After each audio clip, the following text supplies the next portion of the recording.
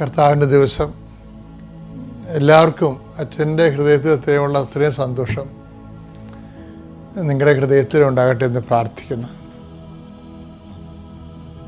ഞായറാഴ്ചയ്ക്ക് ഒരു ആഹ്ലാദം ഉണ്ടാകണം കേട്ടോ. കർത്താവിന് ഭയങ്കര സന്തോഷമായിരിക്കും. കർത്താവിൽ സന്തോഷിക്കുന്നവർ ഞായറാഴ്ചയിൽ സന്തോഷിക്കും. അത് കർത്താവിൻ്റെ ദിവസമായതുകൊണ്ട് കർത്താവ് നിന്റെ ഉന്നതമായ ദിവസത്തെ ഓർത്ത് നന്ദി പറയുന്ന കർത്താവേ, നീ ഉയർത്തുന്നേറ്റതിൻ്റെ ഉന്മാദത്തിലാണ് ഞങ്ങൾ പ്രഭാതത്തിൽ. കർത്താവ്, എൻ്റെ പ്രാർത്ഥന ഞാൻ ആരെയാണ് അഡ്രസ്സ് ചെയ്യണമെന്നല്ല കർത്താവേ, എൻ്റെ പ്രാർത്ഥന ലളിതമാണെന്നുള്ളതും അത് ഹ്രസ്വമാണെന്നും എല്ലാവരെയും അത് ഉൾക്കൊള്ളുന്നില്ലെന്നൊക്കെ എനിക്കറിയാം. പക്ഷെ ഇതൊക്കെ ശുഭമാക്കാൻ നിനക്ക് കഴിയും. ആരെല്ലാമാണ് കർത്താവ് ആത്മാർത്ഥമായി പ്രാർത്ഥനയിൽ പങ്കെടുക്കുന്നത്, അവിടെ യോഗ്യതയും അയോഗ്യതയും നോക്കാതെ അവർക്ക് ആവശ്യമായത് ചെയ്തു കൊടുക്കാൻ കർത്താവിനെ സഹായിക്കണമെന്ന് പ്രാർത്ഥിക്കുന്നു. 39 വർഷം ഞാൻ അർപ്പിച്ച കൃപാനയുടെ യോഗ്യതയാൽ കൃപാസ്ഥാനത്താറെ ജീവനോടെ പ്രത്യക്ഷപ്പെട്ട പരിശുദ്ധമ്മയുടെ മാധ്യസ്ഥതയാൽ കർത്താവ് ഈ പ്രാർത്ഥനയെ നീ സാർത്ഥകമാക്കണമെന്ന് പ്രാർത്ഥിക്കുന്നു. കർത്താവ് ഭവനരഹിതരെ സംബന്ധിച്ച് പ്രാർത്ഥിക്കുന്നു. വിവാഹത്തിന് വേണ്ടി ഒരുങ്ങുന്നവരെ, നോൻപ് കഴിയുമ്പോൾ വിവാഹത്തിന് വേണ്ടി ഒരുങ്ങുന്നവരെ സംബന്ധിച്ച് പ്രാർത്ഥിക്കുന്നു. വിവാഹത്തിന് വേണ്ടിയുള്ള സാമ്പത്തികം സമാഹരിക്കാൻ വേണ്ടി കഷ്ടപ്പെട്ട് സമ്പാദിക്കുകയും അത് അതിൻ്റെ പരിശ്രമങ്ങൾ പരാജയപ്പെടുകയും ചെയ്യുന്നതിൻ്റെ വേദനകളെ അനുസ്മരിച്ചുകൊണ്ട് പ്രാർത്ഥിക്കുന്നു. ഒത്തിരി പരീക്ഷകൾ നടന്നുകൊണ്ടിരിക്കുന്ന സമയമാണ് ഈശോയെ. പരീക്ഷകളെ ഓർത്ത് പ്രാർത്ഥിക്കുന്നു. പരീക്ഷകളെ അതിജീവിക്കാൻ കർത്താവ്, പരീക്ഷയ്ക്ക് ഉന്നതമായ വിജയം ലഭിക്കാൻ മക്കളെ ഇടയാക്കണം പ്രാർത്ഥിക്കുന്നു. അവിടെ കഴിവ് കൊണ്ടല്ല, ദൈവത്തിൻ്റെ കൃപ കൊണ്ട് അവർക്ക് കർത്താവിൻ്റെ ശക്തി അവർ പ്രവർത്തിക്കാൻ ഇടയാക്കണം പ്രാർത്ഥിക്കുന്നു. ഈശോയെ, ഞങ്ങളൊരു വർഷം മുഴുവൻ പഠിച്ചതാണ്. ഒരു ജീവിതത്തിൻ്റെ പ്രധാനപ്പെട്ടൊരു വർഷമാണ്, അധ്യയന വർഷമാണ് കടന്നു പോയിരിക്കുന്നത്. ഈ അധ്യയന വർഷത്തിൽ കർത്താവ് അവസാനത്തിൽ ഞങ്ങൾ ഹാർവസ്റ്റിങ്ങിൻ്റെ ടൈമാണ്. കർത്താവ്, ഇതെല്ലാം കർത്താവ് അനേകം മക്കൾക്ക് അനുഗ്രഹമാക്കണമെന്ന് പ്രാർത്ഥിക്കുന്നു. കർത്താവ്, ഒത്തിരിയേറെ തൊഴിലുകൾ ചെയ്യേണ്ടി വരുന്നവരുണ്ട്. ഞായറാഴ്ച പോലും എല്ലാം മുടക്കി കർത്താവിലെ വിശുദ്ധമായി ആചരിക്കുന്നവരുണ്ട്. അതുപോലെ ഞായറാഴ്ച കുർബാനയ്ക്ക് പോലും പോകാതെ വയറ്റിപ്പഴപ്പിന് വേണ്ടി ജോലി ചെയ്യുന്നവരുണ്ട്. ഈശോയെ കർത്താവ്, അങ്ങ് വിചാരിച്ചാൽ എല്ലാവർക്കും സത്യമായ വഴികളിലേക്ക് അവർ പറഞ്ഞു വിടാൻ കഴിയും. ആഴമായ ആധ്യാത്മികമായ ബോധ്യം ഉണ്ടാകാതിരിക്കുന്നതും പ്രലോഭനങ്ങൾ അടിക്കടി വീണത് കൊണ്ട് സ്വാഭാവികമായി ഇങ്ങനെയുള്ള പ്രലോഭനങ്ങൾ കൂപ്പുകുത്തി ഞായറാഴ്ച ഉണ്ടാക്കുന്ന വരുമാനം കൊണ്ട് കടങ്ങളുണ്ടെന്നൊക്കെ ദുർന്യായങ്ങളൊക്കെ പറഞ്ഞ് ഓരോ മനുഷ്യരും ഓരോ കാര്യങ്ങൾ ചെയ്യുന്നുണ്ട്. ഈശോയെ, അവരുടെ മേലെല്ലാം കർത്താവ് ആഴമായ ആധ്യാത്മിക ബോധ്യം നൽകുകയും അവരെ നിലനിർത്തുകയും സന്തോഷിപ്പിക്കുകയും ചെയ്യണമെന്ന് പ്രാർത്ഥിക്കുന്നു. അവിടെ തെറ്റുകളെ അവർക്ക് ബോധ്യപ്പെടുത്തി കൊടുക്കണം പ്രാർത്ഥിക്കുന്നു. അതിനേക്കാൾ ഉപരി ചെയ്യാതിരിക്കാനുള്ള ഇച്ഛാശക്തി അവർക്ക് നൽകണം പ്രാർത്ഥിക്കുന്നു. കർത്താവ്, ഓരോ മക്കളും പ്രതീക്ഷിക്കുന്ന ഓരോ ഡേറ്റുകളുണ്ട്. കർത്താവെ, അവർ പ്രതീക്ഷയോടെ കാത്തിരിക്കുന്ന ഡേറ്റുകൾ, ചില പരീക്ഷ ഫലം വരുന്നതായിരിക്കാം, ചിലപ്പോൾ എന്തെങ്കിലും അംഗീകാരം ലഭിക്കുന്നതായിരിക്കാം. അത് എന്ത് തന്നെയായാലും കർത്താവെ, അങ്ങ് അത് ഏറ്റെടുക്കണം പ്രാർത്ഥിക്കുന്നു. എൻ്റെ കർത്താവിൻ്റെ ഉന്നതമായ നാമത്തിൽ യാത്രകളെ സംബന്ധിച്ച് പ്രാർത്ഥിക്കുന്നു. എൻ്റെ ഉന്നതമായ നാമത്തെ കൂട്ടായ്മകളെ സംബന്ധിച്ച് പ്രാർത്ഥിക്കുന്നു. എൻ്റെ കർത്താവ് ഉന്നതമായ നാമത്തിൽ ചില യോഗങ്ങൾ, കമ്മിറ്റികളിലൊക്കെ നിർണായകമായ തീരുമാനം എടുക്കേണ്ടിയുള്ളപ്പോൾ അത് അനുകൂലമായി മാറാൻ വേണ്ടി പ്രാർത്ഥിക്കുന്നു. എൻ്റെ കർത്താവ് ഉന്നതമായ നാമത്തിൽ സഭയുടെ അധികാരത്തിൽ വീട്, ജോലി, വിവാഹം, ജോലി, പഠനം, അങ്ങനെയുള്ള എല്ലാ മേഖലകളിലും കർത്താവ് മക്കൾക്ക് തകർച്ച സംഭവിച്ചിരിക്കുന്ന സ്ഥലങ്ങളെല്ലാം വിടുവിക്കാൻ വേണ്ടി പ്രാർത്ഥിക്കുന്നു. ഈശോ ജപ്തി നടപടികൾ നേരിടുന്ന ഒരു കാലമാണ് ഈശോ ഇത്. ഒത്തിരി പേര് അങ്ങ് സഹായത്തിനോട് നന്ദി പറയുന്നു. ഈശോ, ഇനിയും ബാക്കിയുള്ളവർ അങ്ങ് ആശ്രയിക്കുന്നവരെ അവർ വിടുതൽ പ്രാപിക്കാൻ ഇടയാക്കണം പ്രാർത്ഥിക്കുന്നു. എൻ്റെ കർത്താവിൻ്റെ ഉന്നതമായ നാമത്തിൽ സഭയുടെ അധികാരത്തിൽ കുരിശിൻ്റെ അടയാളത്തിൽ ദൈവത്തിൻ്റെ ശക്തിയാൽ നിങ്ങളുടെ വീട്, ജോലി, വിവാഹം, വഴികൾ, വെള്ളം, വെളിച്ചം, നിങ്ങളുടെ സർട്ടിഫിക്കറ്റുകൾ, പരീക്ഷകൾ, പഠനങ്ങൾ, നിങ്ങൾക്ക് കിട്ടാനുള്ള രേഖകൾ, കുടുംബരേഖകൾ, റവന്യൂ രേഖകൾ, എഡ്യൂക്കേഷൻ വിദ്യാഭ്യാസ രേഖകൾ, എല്ലാ രേഖകളും കിട്ടാനുള്ള വിസ പുതുക്കി കിട്ടേണ്ടവർ, പാസ്പോർട്ടുകൾ, അതുപോലെ എന്തെല്ലാം രേഖകൾ കിട്ടിയാൽ കർത്താവ് ജീവിതം ശുഭമാകും. അതനുസരിച്ച് രേഖകൾ കുടുങ്ങിപ്പോയവർ, നിന്നുപോയവർ, കിട്ടാത്തവർ, കിട്ടാൻ പറ്റാത്തതെന്ന് വിചാരിക്കുന്നവർ, കളഞ്ഞു പോയവർ, കൈമോശം വന്നവർ എല്ലാവരെയും എൻ്റെ കർത്താവിൻ്റെ ഉന്നതമായ നാമത്തിൽ സഭയുടെ അധികാരത്തിൽ കുരിശടയാളത്തിൽ ദൈവശക്തിയിൽ ആസ്വദിക്കുന്നു. വിശ്വാസ പ്രമാണം. സർവശക്തനായ പിതാവും ആകാശത്തിൻ്റെയും ഭൂമിയുടെയും സൃഷ്ടാവുമായ ദൈവത്തിൽ ഞാൻ വിശ്വസിക്കുന്നു. അവിടുത്തെ ഏകപുത്രനും ഞങ്ങളുടെ കർത്താവുമായ ഈശോമിശിഹായിലും ഞാൻ വിശ്വസിക്കുന്നു. ഈ പുത്രൻ പരിശുദ്ധാത്മാവിനാൽ ഗർഭസ്ഥനായി കന്യകാമറിയത്തിൽ നിന്ന് പിറന്ന് പൊന്തിയോസ് പീലാത്തോസിന്റെ കാലത്ത് പീഡകൾ സഹിച്ച് കുരിശിൽ തറയ്ക്കപ്പെട്ട് മരിച്ച് അടക്കപ്പെട്ട് പാതാളങ്ങളിൽ ഇറങ്ങി മരിച്ചവരുടെ ഇടയിൽ നിന്ന് മൂന്നാം നാൾ ഉയർത്ത് സ്വർഗത്തിലേക്ക് എഴുന്നള്ളി സർവശക്തിയുള്ള പിതാവായ ദൈവത്തിന്റെ വലതുഭാഗത്തിരിക്കുന്നു. അവിടെ നിന്ന് ജീവിക്കുന്നവരെയും മരിച്ചവരെയും വിധിക്കുവാൻ വരുമെന്നും ഞാൻ വിശ്വസിക്കുന്നു. പരിശുദ്ധാത്മാവിലും ഞാൻ വിശ്വസിക്കുന്നു. വിശുദ്ധ കത്തോലിക്കാ സഭയിലും പുണ്യവാന്മാരുടെ ഐക്യത്തിലും പാപങ്ങളുടെ മോചനത്തിലും ശരീരത്തിന്റെ ഉയർപ്പിലും നിത്യമായ ജീവിതത്തിലും ഞാൻ വിശ്വസിക്കുന്നു. ആമേൻ. സുഖസ്ഥനായ ഞങ്ങളുടെ പിതാവേ, അങ്ങയുടെ നാമം പൂജിതമാകണമേ. അങ്ങയുടെ രാജ്യം വരണമേ. അങ്ങയുടെ തിരുമനസ് സ്വർഗത്തിലെ പോലെ ഭൂമിയിലും ആകണമേ. അന്നു വേണ്ടുന്ന ആഹാരം ഇന്ന് ഞങ്ങൾക്ക് തരണമേ. ഞങ്ങളോട് തെറ്റ് ചെയ്യുന്നവരോട് ഞങ്ങൾ ക്ഷമിക്കുന്നത് പോലെ ഞങ്ങളുടെ തെറ്റുകൾ ഞങ്ങളോടും ക്ഷമിക്കണമേ. ഞങ്ങളെ പ്രലോഭനത്തിൽ ഉൾപ്പെടുത്തരുതേ, തിന്മയിൽ ഞങ്ങൾ രക്ഷിക്കണമേ. ആമേൻ. നന്മ നിറഞ്ഞ മറിയമേ, സ്വസ്തി. കർത്താവ് അങ്ങയുടെ കൂടെ സ്ത്രീകളിൽ അങ്ങ് അനുഗ്രഹിക്കപ്പെട്ടവളാകുന്നു. അങ്ങയുടെ ഉദരത്തിൻ ഫലമായി ഈശോ അനുഗ്രഹിക്കപ്പെട്ടവനാകുന്നു. പരിശുദ്ധ മറിയമേ, തമ്പുരാന്റെ അമ്മേ, പാപികളായ ഞങ്ങൾക്ക് വേണ്ടി ഇപ്പോഴും ഞങ്ങളുടെ മരണസമയത്തും തമ്പുരാനോട് അപേക്ഷിക്കണമേ. ആമേൻ. നിങ്ങൾക്ക് നമ്മൾ സീരിയസ് ടോക്കാണ്. ശുഭമാക്കുക എന്നുള്ള ഒരു വിഷയത്തിൻ്റെ ഒന്നാം ഭാഗം നമ്മൾ ഇന്നലെ കണ്ടു. ഇന്ന് കാണുന്നത് ശുഭമാക്കാൻ വേണ്ടി നമ്മൾ ചെയ്യേണ്ട കുറച്ച് കാര്യങ്ങളുണ്ട്. ദൈവം നമ്മുടെ ജീവിതത്തിലെ ഉദ്യമങ്ങളെ, സംരംഭങ്ങളെയൊക്കെ ശുഭമാക്കാൻ വേണ്ടി നമ്മൾ ചെയ്യേണ്ട കാര്യങ്ങളുണ്ട്. അത് തോബിത്ത് 14-ാം അധ്യായമാണ് 9-ാമത്തെ വാക്യം. നിനക്ക് ശുഭം ഭവിക്കാൻ നിനക്ക് ശുഭം ഭവിക്കാൻ നിയമവും പ്രമാണങ്ങളും പാലിക്കുകയും. നിയമവും പ്രമാണങ്ങൾ. ശുഭം ഭവിക്കണമെങ്കിൽ ചെയ്യേണ്ട 2 കാര്യങ്ങളുണ്ട്. എന്താണ്? ഒന്ന് നിയമം, രണ്ടാമത് പ്രമാണം. രണ്ടും ഒന്നാണ്. ദൈവവചനം എന്നാണ് ഉദ്ദേശിക്കുന്നത്.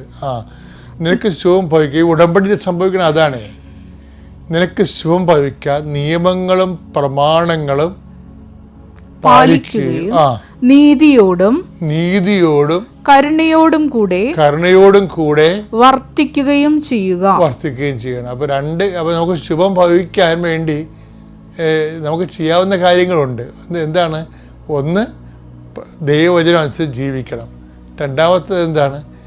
നീതിയോടെ എവിടെ ചെന്നാലും നീതി ഉണ്ടാകണം. അധ്യാപകൻ ഇപ്പോൾ വെറുതെ പഠിപ്പിക്കാതെ നോട്ട് പോലും നോക്കാതെ ചുമ്മാ ക്ലാസ്സിൽ വന്നുകൊണ്ട് കഥകളൊക്കെ പറയുന്ന അധ്യാപകരില്ലേ? എൻ്റെ കാലത്ത് കുറേ അധ്യാപകരുണ്ടായിരുന്നു. അവർ വന്നിട്ട് ഭയങ്കര നാട്ടുപുരാണങ്ങളും അതുപോലെ തന്നെ ലോകകാര്യങ്ങളും തത്വജ്ഞാനങ്ങളൊക്കെ പറയും. അപ്പം തന്നെ നമുക്ക് മനസ്സിലാവും എന്താണ് ഇവർ നോട്ട് നോക്കിയിട്ടില്ല. അതായത് വായ്ത്താളം പറയുമ്പോൾ തന്നെ പറയണ കാര്യങ്ങളൊക്കെ വല്ല പ്രഹോണ്ട് നോളജൊക്കെ ആയിരിക്കും, നീതിശാസ്ത്രമൊക്കെ ആയിരിക്കും പറയണത്. പക്ഷേ നോട്ട് നോക്കിയിട്ടില്ല. കുട്ടികളോട് കാണിക്കേണ്ട നീതി എന്താണ്? അവർക്ക് മനസ്സിലാക്കി കൊടുക്കാനുള്ള നോട്ടുകൾ പ്രിപ്പയർ ചെയ്ത് കൊടുക്കണമല്ല, അത് നീതിയല്ലേ? അധ്യാപകൻ കാണിക്കേണ്ട നീതിയാണ്. പഠിച്ചുകൊണ്ട് വരണ പാഠങ്ങൾ കൃത്യമായി പഠിച്ചുകൊണ്ട് വരണ ആളുടെ നീതിയാണ്, കുട്ടികളുടെ നീതിയാണ്. അപ്പോൾ എല്ലാ മേഖലയിലും നീതിയുണ്ട്. ഭർത്താവായ ഓരോ തസ്തികയിലും നീതിയുണ്ട്. ഇപ്പോൾ വികാരിച്ചതിന് നീതിയുണ്ട്. എനിക്ക് എൻ്റെ ആൾക്കാരോട് കാണിക്കുന്ന നീതിയുണ്ട്. അപ്പോൾ നീതി നമ്മൾ നടപ്പിൽ വരുമ്പോൾ അനീതിയായി പോകുന്നുണ്ടെങ്കിലാണ് ജൂബിലി വെച്ചിരിക്കുന്നത്. ജൂബിലി ഇല്ലേ? ഇപ്പോൾ രജത ജൂബിലി, സുവർണ ജൂബിലി എന്നൊക്കെ പറഞ്ഞ് നമ്മൾ ആഘോഷിക്കുന്ന ബൈബിളിൻ്റെ നീതിയാണ്. കുറേ നാളിങ്ങനെ ഒരു 25 കൊല്ലം കർത്താവ് ദൈവത്തിന് ഞാൻ ജീവിച്ച് കഴിയുമ്പോൾ അങ്ങോട്ടും ഇങ്ങോട്ടും ഒക്കെ ഒത്തിരിയേറെ കൊടുക്കാനും വാങ്ങാനും കടങ്ങളുണ്ടാകും. ആ കടങ്ങൾ അനീതിയായിട്ട് നിൽക്കുന്ന കാരണം ദൈവതിരുസന്നിധി നീതിയോടെ പുലരാൻ വേണ്ടി അവരൊരു കൊല്ലം മുഴുവനും അവരുടെ പറമ്പ് എന്തെങ്കിലും തെറ്റുകൾ സംഭവിച്ചിട്ടുണ്ടെങ്കിൽ പറമ്പ് ദേ കിടക്കണം, ഇഷ്ടമുള്ളവന് ആ പറമ്പിൻ്റെ ഉടമസ്ഥ അല്ലാത്തവർക്ക് കയറി അതിൽ നിന്ന് ഇഷ്ടമുള്ള എടുക്കാം. അത് അത് കിളുത്തു വന്ന സംഭവങ്ങളൊക്കെ ഒന്നും ഉടമസ്ഥ എടുക്കാൻ പാടില്ല, അത് ഇല്ലാത്തവന് എടുക്കുക. അപ്പം അനീതിക്ക് അവർ പരിഹാരം ചെയ്യണമാണ്. ഒരു പരിഹാരം ചെയ്ത് അത് നീതിയെ സംരക്ഷിക്കുകയാണ്. ജൂബിലിയുടെ ഉദ്ദേശം തന്നെ അതാണ് ബൈബിളിൽ. അപ്പം അതുകൊണ്ട് അതുപോലെ തന്നെയാണ് നമുക്ക് ശുഭമാക്കുന്നതിന് എപ്പോഴും എപ്പോഴും ഇതുപോലെ ജൂബിലി ടെമ്പർമെൻ്റ് ഉണ്ടാകണം. എന്താണ്, കുറേ നാൾ ജീവിച്ച് കഴിയുമ്പോൾ ഓരോ 25 ദിവസം കഴിയുമ്പോഴും നമുക്കൊരു മാസ ജൂബിലി വരും. എന്താണ് വെച്ചാൽ നമ്മൾ ഈ മാസം ചെയ്തതിൻ്റെ അകത്ത് എന്തെങ്കിലും അബദ്ധങ്ങൾ പറ്റിപ്പോയിട്ടുണ്ടെങ്കിൽ ഒരു ഓഡിറ്റിങ് ഇത് എന്താ കാര്യം ഓഡിറ്റ് ചെയ്തിട്ട് ദൈവത്തോട് മുമ്പിൽ കർത്താവ് ഇന്ന കാര്യങ്ങൾ ഇന്ന കാര്യം സംസാരം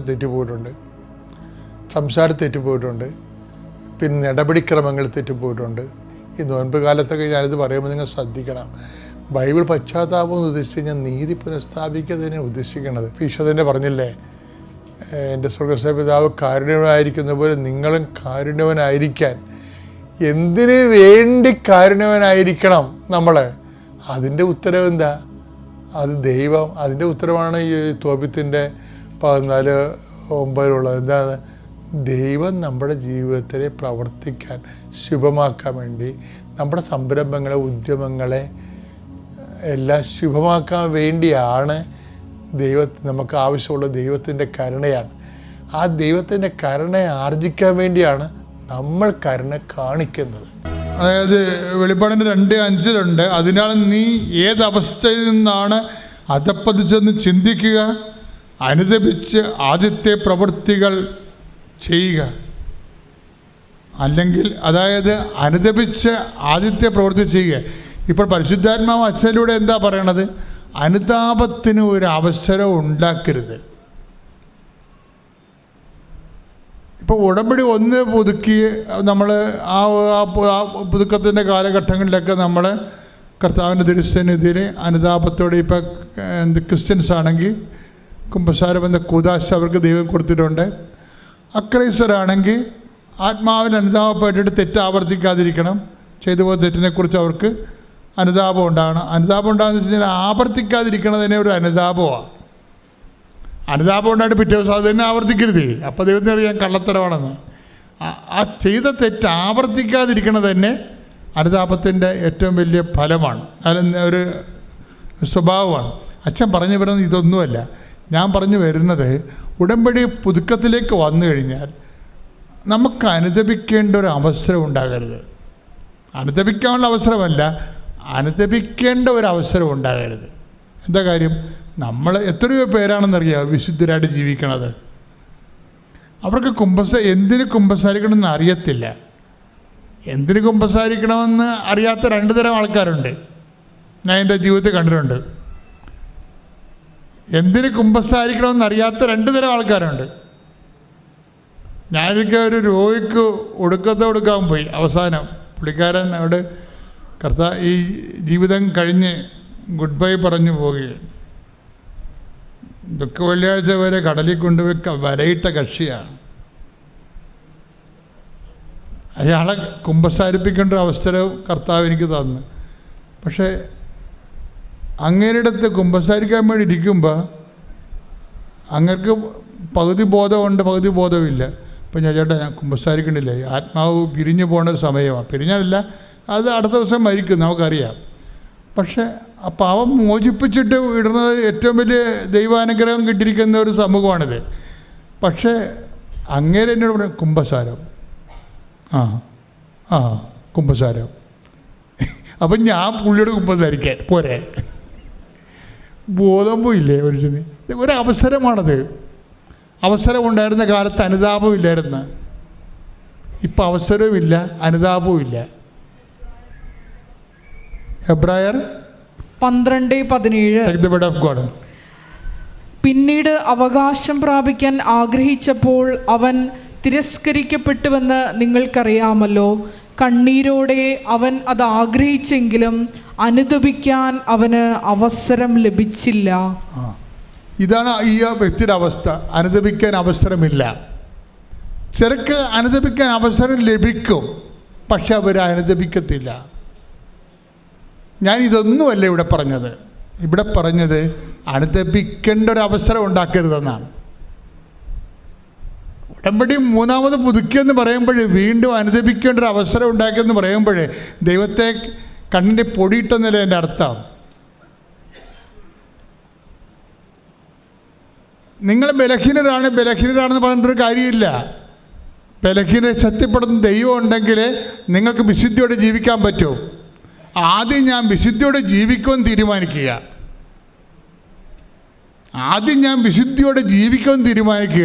എന്നിട്ട് ദൈവത്തോട് പറയണം. അങ്ങനെ വിശുദ്ധിയോടെ ജീവിക്കുമെന്ന് തീരുമാനമെടുക്കുന്നവർക്കാണ് കർത്താവ് പ്രാർത്ഥന പറഞ്ഞു കൊടുത്തിരിക്കുന്നത്. എന്താണ്? ഞാൻ വിശുദ്ധിയോടെ ജീവിക്കുമെന്ന് തീരുമാനമെടുത്ത് കർത്താവേ, അതുകൊണ്ട് എന്നെ തിന്മയിൽ നിന്ന് രക്ഷിക്കണമേ, എന്നെ പ്രലോഭനത്തിൽ ഉൾപ്പെടുത്തരുത്. കൈയിട്ടിച്ച് കർത്താവ്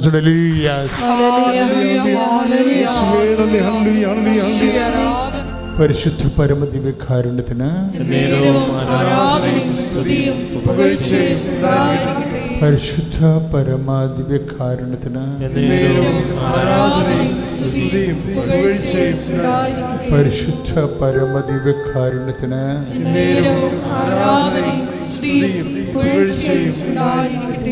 നമുക്കിരിക്കാം.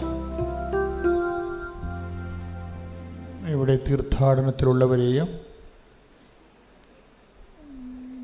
വിദൂരങ്ങളിൽ ഓൺലൈനായി ഈ ധ്യാനത്തിൽ പങ്കെടുക്കുന്നവരെയും കർത്താവ് ഇതിൻ്റെ നാമത്തെ മഹത്വപ്പെടുത്തണമേ എന്ന് പ്രാർത്ഥിക്കുന്നു. കർത്താവെ, ഉടമ്പടിയെക്കുറിച്ചുള്ള അങ്ങയുടെ സുവിശേഷ കാഴ്ചപ്പാടുകൾ ഞങ്ങളെ ബോധ്യപ്പെടുത്തണമേ എന്ന് പ്രാർത്ഥിക്കുന്നു.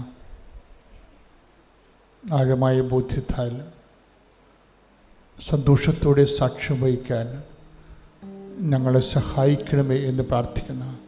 ശ്രുതികട ഹല്ലേലൂയ.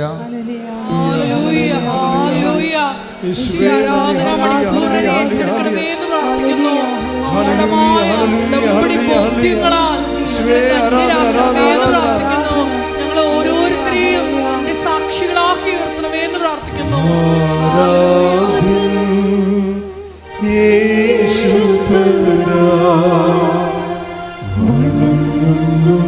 ഞാൻ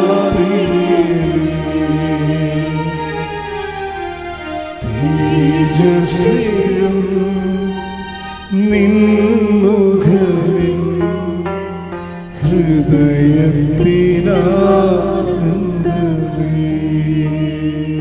പരിശുദ്ധ പരമ ദിവ്യകാരുണ്യത്തിന്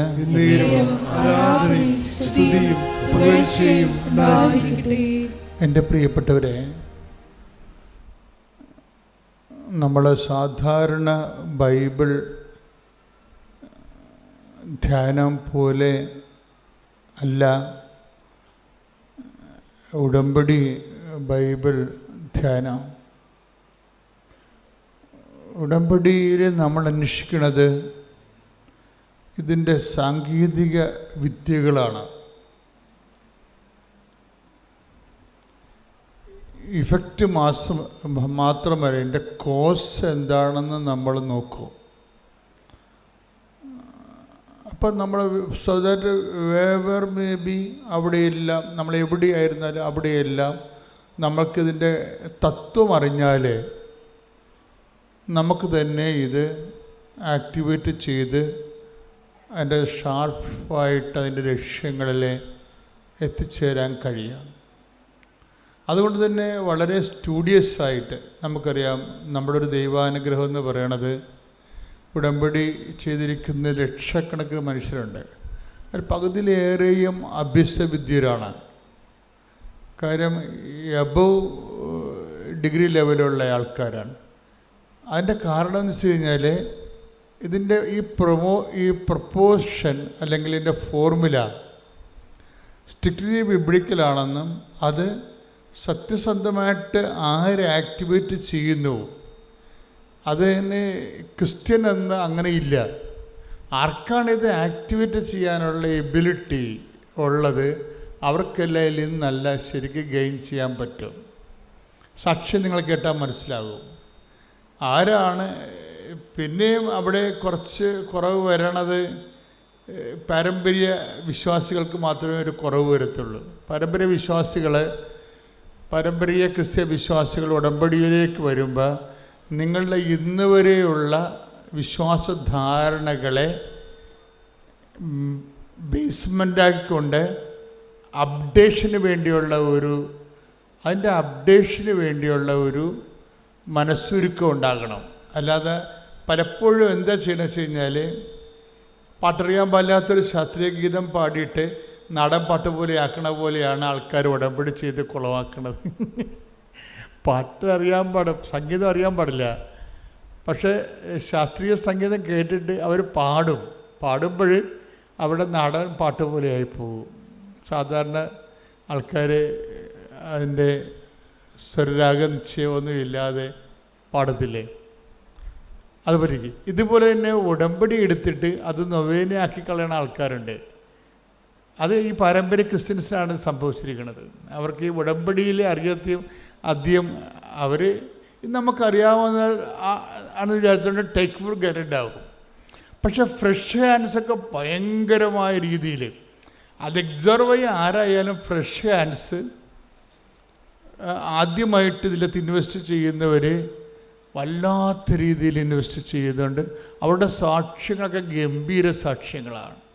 ഇപ്പോൾ നമ്മളിപ്പോൾ ജപമാല റാലി ആരംഭിക്കാൻ പോവുകയാണ്. എല്ലാവരും എല്ലാ പള്ളികളിലും ജപമാല റാലി ഉണ്ടല്ലോ, പിന്നെ എന്തിനാണ് കൃപാസനത്തിൽ എൻ്റെ പ്രത്യേകത എന്താണ്? അപ്പം അതവിടെ പാട്ടും പ്രാർത്ഥിച്ചൊക്കെ എവിടെയാണ് തുടങ്ങണത് അവിടെ തുടങ്ങി എത്തിക്കേണ്ട പാട്ടി എത്തിച്ചാൽ പോരെ. ഇങ്ങനെ ഇൻവെസ്റ്റ് ചെയ്യുന്നവരുണ്ട്, വർക്കൗട്ട് ചെയ്യത്തില്ല.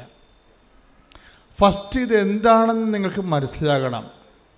കാര്യം ജപമാല റാലി വാട്ട് ഇസ് ഇറ്റ്? ഒരു പക്ഷേ ഇന്ത്യയിലെ ഏറ്റവും വലിയ ജപമാല റാലിയാണ് നടക്കാൻ പോണത്. ഒരു പക്ഷേ എന്നാ ഞാൻ പറയും, മറ്റതിനെക്കുറിച്ച് നമുക്ക് ഒരു 2 ലക്ഷം പേര് കഴിഞ്ഞ കൊല്ലം ഉണ്ടായതിൻ്റെ പേരിലാണ് ഞാൻ അങ്ങനെ ഒരു ധാരണ എത്താൻ വേണ്ടി ശ്രമിക്കുന്നത്. ചിലപ്പോൾ ശരിയാകാം, ചിലപ്പോൾ തെറ്റാകാം, ഇതിനേക്കാൾ വലിയ പ്രാർത്ഥനാ സമ്മേളനം ഉണ്ടാകാം. പക്ഷെ അതല്ല പ്രശ്നം. നമ്മളൊരു റാലി നടക്കും. What is the space of rally in the realm of proclamation of faith? That is our question. അതായത് ഒരു റാലിയുടെ വിശ്വാസ ആക്ടിവേഷനിൽ, ഫെയ്ത്ത് ആക്ടിവേഷനിൽ റാലിക്കുള്ള സ്ഥാനം എന്താണ്? ഫെയ്ത്ത് അത് നമ്മളറിയണം. റാലി നമ്മൾ എങ്ങനെയാണ് ഫെയ്ത്ത് ആക്ടിവേറ്റ് ചെയ്യണത്, ഏത് വിധത്തിലാണ്? 2-3 തരത്തിലാണ്. ഒന്നാമത്തെ ബേസിക്കായിട്ട് റാലി വിശ്വാസം നമുക്കറിയാമല്ല. വിശ്വാസം അതിൻ്റെ ആക്ടിവേഷനിൽ 4 സ്റ്റെപ്സ് വരും. വിശേഷം ആപ്ലിക്കേഷനിൽ 4 സ്റ്റെപ്സ് ഉണ്ട്. നമ്മൾ എപ്പോഴും പറയണതാണ്. കവനൻ്റൊക്കെ ഇത്രയും കത്തി ജ്വലിക്കാൻ കാരണം വിശ്വാസത്തിൻ്റെ almost all applications included in കവനൻറ്റിൽ നമ്മുടെ വിശ്വാസത്തെ സംബന്ധിക്കുന്ന എല്ലാ പ്രയോഗങ്ങളും പ്രഖ്യാപനങ്ങളും പ്രാർത്ഥനകളും പ്രഘോഷണങ്ങളും എല്ലാം ഈ കവനൻറ്റിലുണ്ട്. കവനൻറ്റിൻ്റെ ഭാഗമായിട്ടാണ് നമ്മൾ റാലി നടത്തുന്നത്. പണ്ടങ്ങനെ അല്ലായിരുന്നു, ഇപ്പം അങ്ങനെയാണ്. നമ്മൾ എടുത്ത കവനൻറ്റിൻ്റെയും അല്ലെങ്കിൽ എടുക്കാൻ പോകുന്ന കവനൻറ്റ് മീൻസ് ഉടമ്പടിയുടെയും എടുക്കാൻ പോകുന്ന ഉടമ്പടിയുടെയും ആപ്ലിക്കേഷൻ പ്രയോഗത്തിൻ്റെ ഒരു രീതിയാണ് റാലി എന്ന് പറയുന്നത്. റാലിയിൽ എന്താ സംഭവിക്കുന്നത്? അതൊരു പ്രഖ്യാപനമാണ്. വിശ്വാസം പ്രാർത്ഥനയാക്കാം ദൈവത്തിൻ്റെ സന്നിധിയിൽ, വിശ്വാസം പ്രഖ്യാപനമാക്കാം. അതെവിടെയാണ്? അവിടെ മനുഷ്യരാണ് ഉള്ളത്. മനസ്സിലായ? വിശ്വാസം പ്രാർത്ഥനയാക്കാം. അതാരെയാണ് ടാർഗറ്റ് ചെയ്യണത്? ദൈവത്തെ. അല്ലേ? വിശ്വാസം പ്രഖ്യാപനമാക്കാം. ആരെയാണ് ടാർഗറ്റ് ചെയ്യേണ്ടത്? Entire community. എന്തുകൊണ്ടാണ് അങ്ങനെ പറയണത്? മനുഷ്യരുടെ മുമ്പിൽ take the word of God 10:32. Mathai 10:32. Okay. മനുഷ്യരുടെ മുമ്പിൽ എന്നെ ഏറ്റുപറയുന്നവനെ, പറഞ്ഞേ, മനുഷ്യരുടെ മുമ്പിൽ എന്നെ ഏറ്റുപറയുന്നവനെ എന്റെ സ്വർഗസ്ഥനായ പിതാവിന്റെ മുമ്പിൽ ഞാനും ഏറ്റുപറയും. അപ്പൊ ഈ മനുഷ്യരാണ് ഇവിടുത്തെ ടാർഗറ്റ് ചെയ്യണത്. പ്രാർത്ഥനയിൽ ദൈവത്തെയാണ് നമ്മൾ ടാർഗറ്റ് ചെയ്യണത്. പ്രഖ്യാപനത്തിൽ മനുഷ്യരെയാണ് ടാർഗറ്റ് ചെയ്യണത്. എന്താ കാര്യം? മനുഷ്യരുടെ മുമ്പിൽ നമ്മുടെ വിശ്വാസം ഏറ്റുപറയാനുള്ളതാണ്. ഇവിടെ ഈ കവനന്റിൽ വരണത് പല തരത്തിലും നമ്മൾ മനുഷ്യരുടെ മുമ്പിൽ വിശ്വാസം ഏറ്റുപറയും. ഇപ്പം നിങ്ങൾ ഈ വിശ്വാസത്തിൻ്റെ മറ്റൊരു സംഭവമാണ് കൈമാറ്റം, പ്രഘോഷണം. നമുക്ക് ഈ പ്രഘോഷണം ആരോടാണ് ടാർഗറ്റ് ചെയ്യണത്? അത് ഇൻഡിവിജ്വലും വരും, സൊസൈറ്റിയും വരും. ഇപ്പോൾ പ്രാർത്ഥനയുടെ ആപ്ലിക്കേഷൻസ്, പ്രയോഗരീതി ഒന്ന്, വിശ്വാസത്തിൻ്റെ ആപ്ലിക്കേഷൻസ് ഒന്ന് പ്രാർത്ഥന. അതാരോടാണ്? ദൈവത്തോട്. പിന്നെ എന്താണ്? പ്രഖ്യാപനം ആരോടാണ്? ആ ഹോൾ കമ്മ്യൂണിറ്റിയോടാണ്. പിന്നെ അതിൻ്റെ അകത്ത് വരുന്നതാണ് പ്രഘോഷണം ആരോടാണ്? ദൈവത്തോടല്ല. അത് ആരെയും ടാർഗറ്റ് ചെയ്യണത്? മനുഷ്യനെയാണ്. അത് ഇൻഡിവിജ്വലും ആകാം, ഒരു വ്യക്തിയുടെ മുമ്പിലും ആകാം. ഇപ്പം നിങ്ങൾ കൃപാസനം പത്രം കൊണ്ടേ കൊടുക്കുകയല്ലേ നിങ്ങളെ? അത് പ്രഘോഷണമാണ്. അത് ഒരു സൊസൈറ്റിയിൽ കൊടുക്കണമെന്ന് നിർബന്ധമില്ല. ഒരു വ്യക്തിയെ കണ്ട് ആ വ്യക്തിക്ക് കൊടുക്കണം. ഇപ്പോൾ ഒരു ഡോക്ടർ സാക്ഷ്യം പറഞ്ഞില്ലേ, ഞാൻ ഓട്ടോറിക്ഷക്കാർക്കും സ്ഥിരമായിട്ട് ഞാൻ കൃപാസനം പത്രം കൊടുക്കുമായിരുന്നു. അപ്പോൾ അവരെന്നോട് ചോദിച്ചു, നിങ്ങൾ ഇത്രയും പഠിച്ച് നടന്നിട്ട് എന്ത് ഇതൊക്കെ ചെയ്യണമെന്ന്. അപ്പോൾ അവർ പറഞ്ഞ് അത് വന്ന് അനുഭവിച്ച് നോക്കണമെന്ന് പറഞ്ഞു. അത്രേ ഉള്ളൂ. പ്രഘോഷണം കഴിഞ്ഞു. തർക്കവുമില്ല, വേറെ ഒന്നുമില്ല. നിങ്ങൾ ഇത്രയും വിദ്യാഭ്യാസം ഉണ്ടായിട്ട് നിങ്ങൾ എന്തിനാണ് ഇതും കൊണ്ട് നടക്കണമെന്ന് ഓട്ടോറിക്ഷക്കാർ അവർ സ്ഥിരമായിട്ട് ആവർത്തിക്കപ്പെട്ടപ്പോൾ ചോദിച്ചു. അപ്പോൾ അവരോട് മറുപടി കൊടുക്കുന്നത് എന്താണ്? നിങ്ങളത് വന്ന് അനുഭവിച്ച് നോക്കുക. ക്ലിയർ. അത് ഈശോ ആദ്യകാലം തൊട്ട് പറയണതാണ്. ദൈവത്തിൻ്റെ വചനത്തിന് കം ആൻഡ് സീ, അത്രേ ഉള്ളൂ. ദൈവികമായ കാര്യങ്ങളെല്ലാം കർത്താവ് ഒറ്റ വാക്കിലാണ് ഉദ്ദേശിക്കുന്നത്. Take the word of God. യേശുവേ നന്ദി, ഹല്ലേലൂയ ഹല്ലേലൂയ ഹല്ലേലൂയ. യേശുവേ സ്തുതി, ഹല്ലേലൂയ ഹല്ലേലൂയ ഹല്ലേലൂയ. ആരാധന ആരാധന ആരാധന അങ്ങേയ്ക്കായി